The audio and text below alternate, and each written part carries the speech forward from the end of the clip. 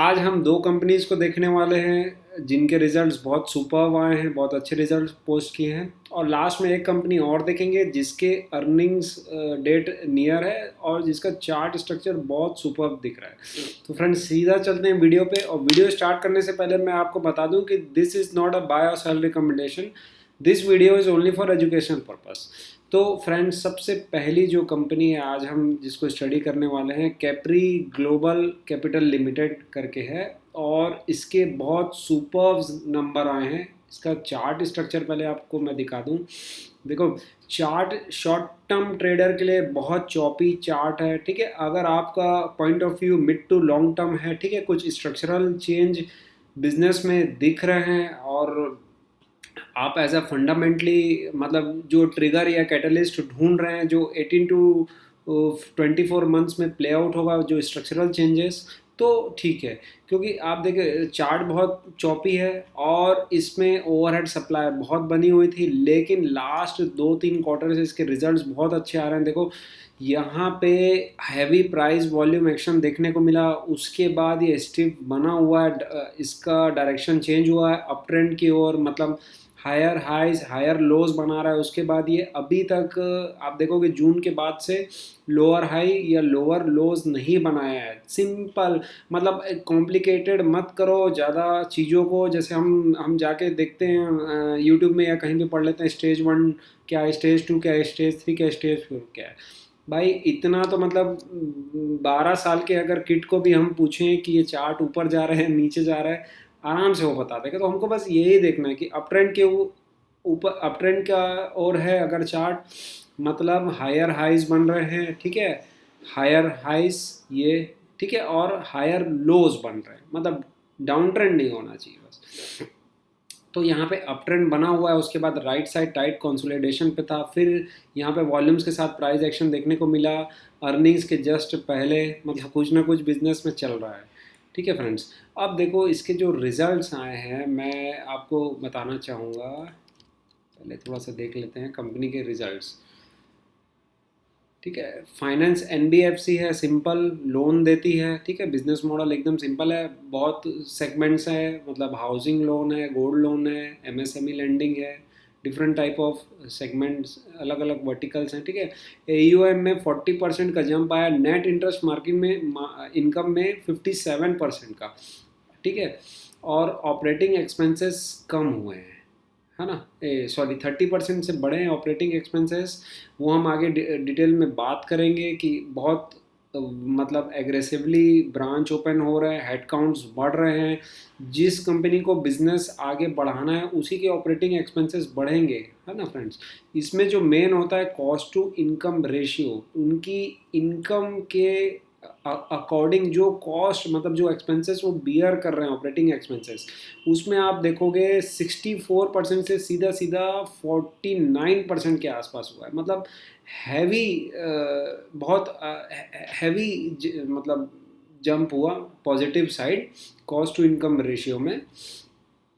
देखो PAT numbers भी बहुत सुपर है, 143% के आसपास। और जो मेन है, जो सबसे की मेट्रिक है, 2-3 की मेट्रिक है जो हमको फाइनेंशियल्स एनबीएफसीज में ट्रैक करने चाहिए रेगुलरली। एक तो आरओई का नंबर, दूसरा क्रेडिट कॉस्ट क्या जा रहा है, ठीक है, मतलब NPS, gross gross NPA, net NPS क्या जा रहे हैं, और क्रेडिट कॉस्ट क्या जा रहा है, plus cost to income ratio, जो मेजर 3-4 पॉइंट्स है। इतना भी आप ट्रैक कर लिए तो दैट्स मोर देन सफिशिएंट।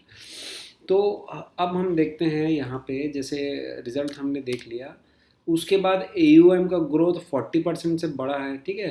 तो सभी मतलब सेगमेंट्स में, चाहे एमएसएमई वाला जो लोन सेगमेंट है, चाहे गोल्ड है, चाहे हाउसिंग वाला, अफोर्डेबल वाला, ठीक है, और कार फाइनेंस वगैरह में भी अभी ये एंटर कर गई है, ठीक है। तो अच्छा खासा जंप देखने को मिला अपने को। अब थोड़ी सी हम बात करते हैं कि ट्रिगर क्या क्या है, ग्रोथ ट्रिगर्स क्या क्या प्ले आउट हो सकते हैं, है ना। तो आप देखोगे इसका जो 3-4 क्वार्टर से जो इसके रिजल्ट आ रहे हैं कंसिस्टेंटली, इसके देखोगे पैट नंबर जो है 50% से, फिर 90%, फिर 150%, फिर 130%, 143%, कंसिस्टेंटली जंप आ रहा है बिजनेस में, नेट इनकम में। तो कुछ ना कुछ तो स्ट्रक्चरल ऐसा चेंज हो रहा होगा, कुछ ना कुछ तो चल रहा है बिजनेस में। अब देखो, expanding footprint to accelerate customer acquisition, तो ब्रांच जो इसके गोल्ड लोन वाले जो ब्रांच हैं वो आप देखोगे मतलब 842 हो गए। लास्ट ईयर कितने थे वाई वाई हम देखे 758। उसके बाद है नॉन गोल्ड वाले जो हैं 239 से 382। अच्छे खासे जंप हैं ब्रांचेस में। तो एग्रेसिवली एक्सपेंड कर रही है कंपनी। और हेड काउंट भी इसके बढ़ रहे हैं, देखो 10,600 थे, वो अब हो गए 12,200 के आसपास। हेड काउंट भी बढ़ रहे हैं। धंधा कौन बढ़ाता है? जिसको स्कोप दिखता है और मतलब बिजनेस में ग्रोथ है और पैसा बनाने के चांसेस हैं, तब वो कैपिटल और डालता है। ठीक है, पैसा वहाँ बनता है, ना कि हम हमारी सेल्स बढ़ नहीं रही है, हम अपने एम्प्लॉयज़ रिड्यूस कर रहे हैं, हम अपने ब्रांचेस बंद कर रहे हैं, तो हमको ऐसा सोचना है। ऐसा नहीं सोचना कि एक्सपेंसेस बढ़ रहे हैं। भाई एक्सपेंड करेगी, एक्सपेंसेस बढ़ेंगे तो थोड़ा समय बाद जब मैच्योर होगा उसका जो भी है ऑफिसेज वगैरह जहाँ भी वो नया एक्सपेंड कर रहे हैं, तब तो ऑपरेटिंग लिवरेज मिलेगा। तो ये थिंकिंग से हम कोई भी बिजनेस को देखें। अब देखो, सेगमेंटल ईल्ड्स वगैरह वाला पार्ट है। अब जो मेन है, जो ग्रोथ ट्रिगर अपने को देखना है, हम सीधा उसमें चलते हैं। जो इसका जो है नेट इंटरेस्ट मार्क इनकम है, जो इंटरेस्ट इनकम है वो 67% से जंप हुआ है। और और नॉन इंटरेस्ट इनकम भी मतलब आई थिंक कंपेरेटिवली इन्होंने नहीं दिया है यहाँ पे। हाँ, 1000 से सीधा सीधा 2000 के आसपास, मतलब बिग जंप। बहुत बिग जंप 100% के आसपास हुआ है। तो नेट टोटल इनकम में जो जंप है 4000 से सीधा सीधा 6800 के आसपास, वो हमने देख लिया 67% से टोटल इनकम ग्रोथ। उसके बाद जो है back by improve cost ratios, profitable हुए हैं। लेकिन जो मैं आपको बोल रहा था की मैट्रिक जो है कॉस्ट टू इनकम रेशियो, मतलब क्या एक्सपेंस, क्या ऑपरेटिंग एक्सपेंसेस हैं डिवाइडेड बाय क्या वो इनकम कमा रही है, तो 64% से सीधा सीधा 49% के आसपास आ गया। ऑपरेटिंग एक्सपेंसेस बढ़े हैं ज़रूर, लेकिन आप कंपेरेटिव आप इनकम के कंपैरिजन में हम उसको चेक करते हैं। फिर क्रेडिट कॉस्ट बहुत ज़्यादा डाउन हुआ है लास्ट क्वार्टर से, हम देखें 815 के से 312 के आसपास। और प्रॉफिटेबिलिटी तो 143% हमने देख ही लिया। प्लस मेन जो है आर का नंबर देखो, आर का नंबर जो 10% के आसपास था वो 14.4%। अभी ये जो इन्होंने गाइडेंस दिया था FY28 में लगभग 16-17% को टच करेंगे आर को नंबर को। तो ये बहुत जल्दी ऐसा लग रहा है FY28 तक भी इनको समय नहीं लगेगा, जो मतलब जो ये रिजल्ट्स अभी दे रहे हैं। हम देखो डाटा पे बैक बात करेंगे, ऐसे कोई भी कंपनी आके बोल दे कि मैं FY28 में इतना कमाऊंगा, ये तो हमको उस पर विश्वास नहीं रखना है। हम ट्रैक रिकॉर्ड देखें, हम एग्जीक्यूशन देखें कैसा चल रहा है। अब देखो, जो चीज़ मैंने आपको पीपीटी में बताया वो सिंपल सा मैं एआई के एक समरी में ब्रीफ कर देता हूँ। कंपनी का जो रेवेन्यू सिस्टम है, मेन कंपोनेंट है देखो इंटरेस्ट इनकम, जो हमने देख लिया, ठीक है, जिसमें एमएसएमई को लोन दे, गोल्ड लोन देते हैं, हाउसिंग लोन देते हैं, कंस्ट्रक्शन फाइनेंस करते हैं। और फी बेस्ड इनकम है फ्रॉम को lending partnerships, car loan distribution, जो कार लोन जैसे दूसरी बैंक से ये टाई अप है जो कार लोन प्रोवाइड करती है, तो उसमें डिस्ट्रीब्यूशन इनकम अर्न करती है, ठीक है। उसके बाद जो लेंडिंग मॉडल है सिक्योर्ड अगेंस्ट कोलेट्रल, प्रॉपर्टी के अगेंस्ट में मतलब प्रॉपर्टी एज अ कोलेट्रल लेते हैं, तो सिक्योर्ड लोन ही ये देते हैं एमएसएमई और हाउसिंग लोन्स वगैरह में, गोल्ड फॉर गोल्ड लोन्स। और यही है, देखो देखो एक्सप्लोजिव ग्रोथ रहा सबसे मेन जो है momentum, back by strong capital position. सबसे पहला ट्रिगर तो यही है, बहुत अच्छे रिजल्ट्स आए हैं। फिर इन्होंने 2000 करोड़ के आसपास जून में QIP भी की, मतलब दिख रहा है कहीं ना कहीं बिजनेस में growth, they can see the massive opportunity ahead, तभी तो QIP वगैरह कर रहे हैं। फिर मार्जिन एक्सपेंशन साइकिल, अब देखो मार्जिन कैसे एक्सपेंड करेगी, ROE कैसे इंप्रूव होगी, क्योंकि यील्ड या स्प्रेड बनेगा, मतलब इंटरेस्ट इनकम जो बढ़ेगी। इंटरेस्ट इनकम तो इम्प्रूव हुई है, हमको दिख रहा है। हायर जो मतलब जो हायर मार्जिन वाला जो बिजनेस है, जैसे हाई इंटरेस्ट रेट पे दे रहा है, ऐसा gold loan highest yield product जिसमें 18 to 20% है, वो ये चाह रहे हैं, मतलब AUM में उसका पार्ट बहुत बड़ा हो जाए इनके पूरे जो लोन बुक का सेगमेंट है। देखो around as gold loans move from 35% to projected 37-40% of portfolio, overall portfolio का। तो यील्ड विल एक्सपेंड बाय 3-4%। यही मेन एक फंडामेंटल ट्रिगर प्ले आउट हो सकता है। अगर मार्जिन्स इंप्रूव होती हैं तो गोल्ड लोन वाला सेगमेंट इंप्रूव होगा, तो ऑब्वियस है ओवरऑल मार्जिन में 3-4% का इम्पैक्ट आ सकता है। और कॉस्ट ऑफ फंड्स रिड्यूस होंगे, ऑब्वियस है, सब जगह से बूस्ट मिला हुआ है, 40-50 बेसिस पॉइंट से भी कॉस्ट फंड्स रिड्यूस होते हैं। तो ऑपरेटिंग लिवरेज मिलेगी, क्योंकि बहुत सारे ब्रांच मैच्योर हो चुके हैं, ये दिख भी रहा है हमको, ठीक है। कॉस्ट टू इनकम रेशियो में ड्रामेटिक रिडक्शन आया है कि 65% से सीधा सीधा 49% हमने देखा, ठीक है। अब गोल्ड लोन वाला जो मेन सेगमेंट है, देखो वही ट्रिगर जो मेन है, सेक्युलर ग्रोथ इंजन, क्योंकि गोल्ड लोन एक मतलब मेगा ट्रेंड है। हर कोई, हर गोल्ड तो कितना है इंडिया में आप सबको पता है, हर फैमिली के पास। तो गोल्ड लोन की जो डिमांड है बहुत तेज़ी से बढ़ रही है। इसके बाद हाउसिंग फाइनेंस में भी ये 37% ईयर ऑन ईयर ग्रोथ आई है हाउसिंग फाइनेंस। फिर को लेंडिंग में जिसमें फ़ी इनकम कमा रहा है, interest as a fee income जो जनरेट कर रहे हैं, ठीक है, दूसरे बैंक के साथ पार्टनरशिप करके। उसके बाद asset quality remains resilient despite macro headwinds. इतने हेडविंड्स होने के बाद भी नेट एनपीए इनके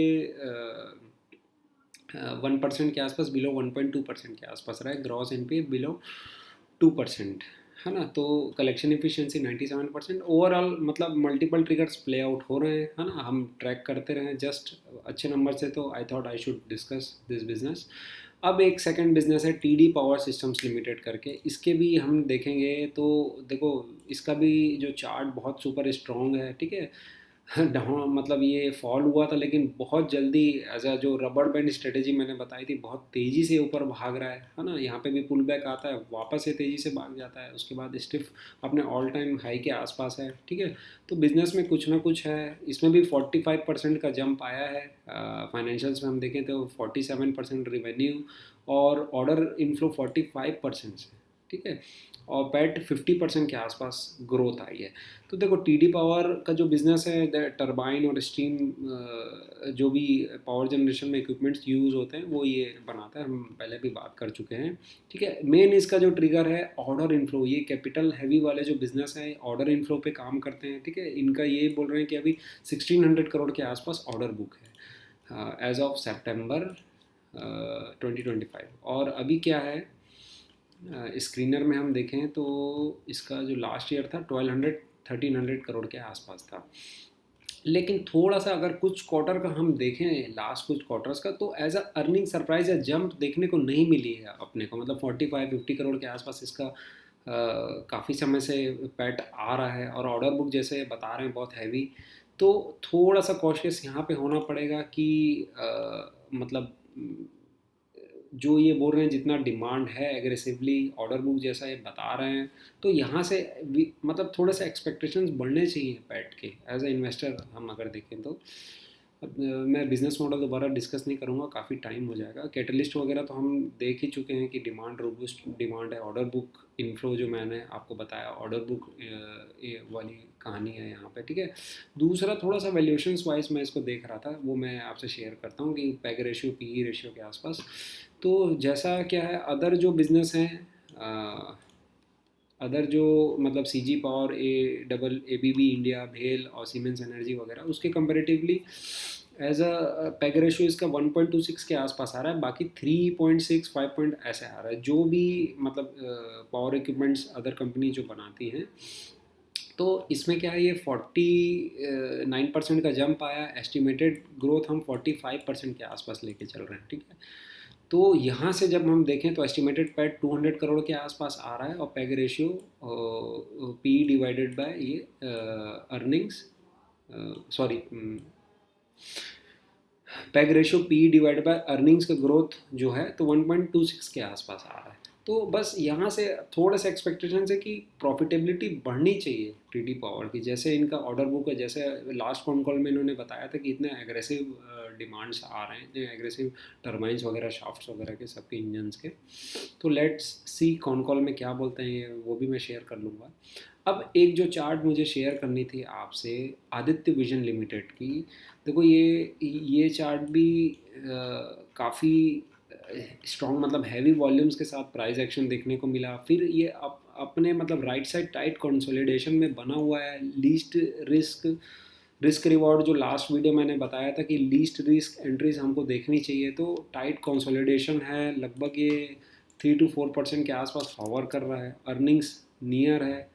ठीक है, अब इसका जो बिज़नेस है सिंपल बिज़नेस है, मतलब 170 से ज़्यादा स्टोर्स हैं झारखंड, बिहार, उत्तर प्रदेश में, जिसमें ये TV, refrigerator, AC, smartphone, laptops वगैरह बेचता है। लेकिन इसका मोड क्या है, ये 85% डायरेक्ट ओरिजिनल इक्विपमेंट मैन्युफैक्चर से परचेस करता है। ठीक है, डायरेक्ट फैक्ट्री से, और purchase in bulk middle man को एलिमिनेट करता है, और प्राइस पे बहुत कम मार्जिन पे ये सेल करता है। ठीक है, revenues earn from the margin between the wholesale price which it buys and retail price at charges customer in it stores. कम मार्जिन में मतलब वॉल्यूम वाला गेम है, सीधा सीधा लो मार्जिन हाई वॉल्यूम वाला। तो की फंडामेंटल ट्रिगर्स क्या हो सकते हैं, स्टोर काफ़ी एक्सपेंड किया, और यहाँ पे जो बड़े पैन इंडिया प्लेयर्स हैं वो कम प्रेजेंट है, बिहार, झारखंड, यूपी वगैरह में, तो वो एक इसका इसका एक मोड हो चुका है, मोड बन गया है। बाकी OEM तो हमने देख ही लिया डायरेक्ट, है ना। और इन्होंने 32% से रिवेन्यू ग्रोथ किया है लास्ट 5 ईयर में, और प्रॉफिटेबिलिटी 50% से, मतलब कुछ ना कुछ तो है बिजनेस में। तो फ्रेंड्स देखें, वॉच लिस्ट में रखें, और अर्निंग्स कैसी आती है फिर ये भी हम डिस्कस करेंगे। तो इसी टाइप के वैल्यूएबल वीडियोस के साथ भी नेक्स्ट टाइम हम आपसे मिलेंगे, तब तक के लिए जय हिंद फ्रेंड्स।